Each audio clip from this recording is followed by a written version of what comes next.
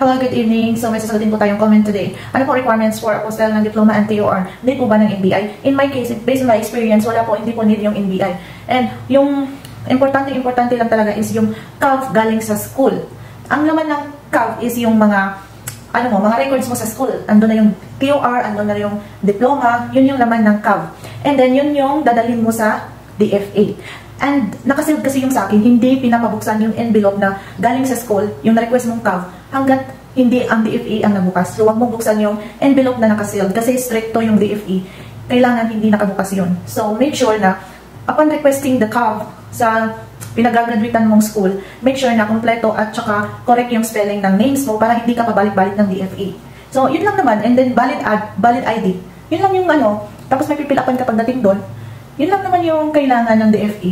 At saka, kasi nung sa akin last year, walk-in yung sa akin sa Davao. Pero ngayon, kailangan na mag-online appointment ka sa DFA online appointment. Ano yung for apostle na option.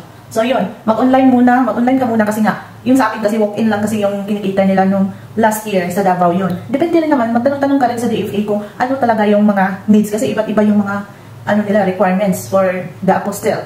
So, much better na magtanong ka mismo sa DFA kung saan ka malapit na may DFA. So, that's all. Thank you for commenting. Bye.